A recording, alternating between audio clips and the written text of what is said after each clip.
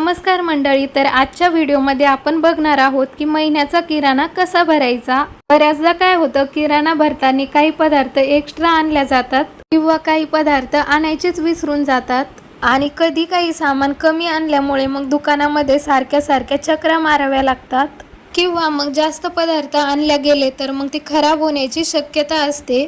तर आज आपण हेच बघणार आहोत की किराणा माल आणण्यासाठी लिस्ट कशी बनवायची जेणेकरून कोणताच पदार्थ विसरणार नाही आणि कुठला पदार्थ एक्स्ट्रा सुद्धा आणला जाणार नाही आणि किराणा आणल्यानंतर मी तो कसा स्टोर करते ते सुद्धा तुम्हाला या व्हिडिओमध्ये बघायला मिळेल। चला तर मग वेळ न घालवता व्हिडिओला सुरुवात करूया।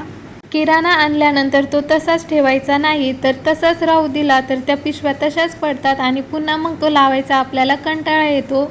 किराणा आणल्यानंतर त्याच दिवशी किंवा त्याच्या दुसऱ्या दिवशी तो लावण्यासाठी वेळ काढलाच गेला पाहिजे।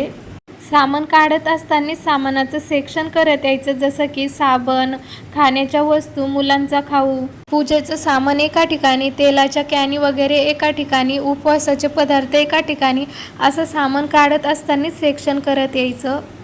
आता मला ज्या वस्तू आहे तशाच डब्यात ठेवायच्या किंवा बाजूला ठेवायच्या, तर त्या मी अगोदरच साईडला काढून ठेवलेल्या आहेत।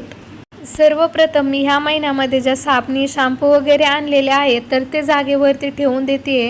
तर अशा पद्धतीने मी पूर्ण महिन्याचा किराणा व्यवस्थित लावून घेणार आहे।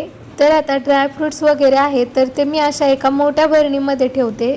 तर बरणी अगोदर एका स्वच्छ कापडाने पुसून घेते आणि त्यानंतरच मग त्यामध्ये जे पदार्थ ठेवायचे असेल तर ते ठेवते। ड्रायफ्रुट्स वगैरे मी अशा बरण्यांमध्येच ठेवते, म्हणजे ते व्यवस्थित राहतं आणि त्याला ओलावा सुद्धा लागत नाही।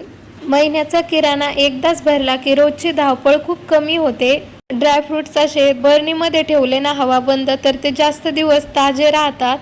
त्यानंतर हे मुरमुऱ्याचं पॉकेट, सॉस वगैरे ते पण त्यांच्या जागेवरती ठेवलं। त्यानंतर हे मसाल्याचे पदार्थ वगैरे त्यासाठी पण मी वेगळा डब्बा केलेला आहे, तर ते सुद्धा त्या डब्यामध्ये ठेवलं। आणि त्यानंतर ओवा, बेकिंग सोडा, इलायची त्यासाठी मी अशी एक छोटी बरणी केलेली आहे। तर हे सर्व छोटे पदार्थ मी त्या बरणीमध्ये ठेवते, म्हणजे आपल्याला ते जेव्हा लागते तेव्हा पटकन काढता येतं, नाहीतर मोठ्या एखाद्या डब्यामध्ये ठेवलं की मग खूप शोधाशोध होते। त्यामुळं मग मी ते असे एका छोट्या बरणीमध्येच ठेवते।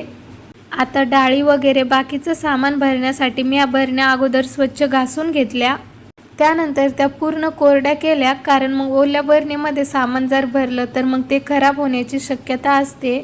आता एक एक करून सर्व किराणा व्यवस्थित भरून घेऊयात। आता सर्व डाळी वगैरे मी अशा या छोट्या बरणीमध्ये भरून ठेवते।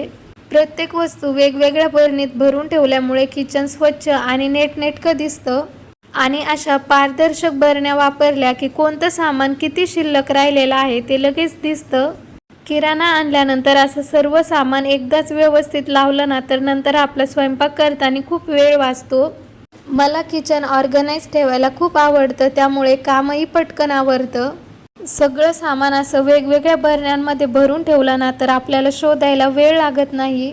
सामान भरत असताना स्वच्छतेची काळजी घेणंही तितकंच महत्त्वाचं असतं। असं जर किचन नीटनेटकं दिसलं ना तर आपल्याला काम करायला सुद्धा खूप छान वाटतं। मी सगळं सामान एकदमच बरण्यांमध्ये भरून ठेवत नाही, साधारण 15 दिवस पुरेल एवढंच सामान मी बरणीमध्ये भरून ठेवते आणि उरलेलं सामान त्याच पॅकेटमध्ये एका वेगळ्या मोठ्या डब्यामध्ये ठेवते। आणि शेंगदाणे मी अशा पद्धतीने काचेच्या बरणीमध्ये ठेवते। काचेच्या बरणीत ठेवल्यामुळे ते स्वच्छ राहतात आणि किती शिल्लक राहिलेले आहे ते लगेच दिसतं। साखर थोडीशी जास्त क्वांटिटीमध्ये असते, त्यामुळे मग मी साखर ह्या अशा मोठ्या बरणीमध्ये भरून ठेवते। आता सर्व भरलेल्या बरण्या त्यांच्या जागेवरती ठेवते।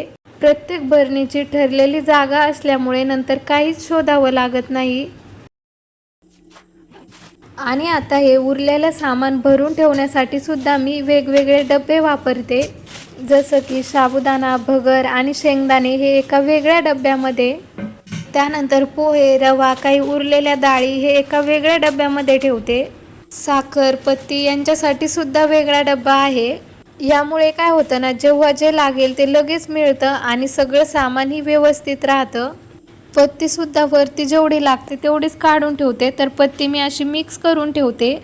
साधी पत्ती आणि ही लमसा पत्ती दोन्ही मिक्स करून ठेवत असते। आता माझं किचन पूर्णपणे ऑर्गनाइज झालेलं आहे।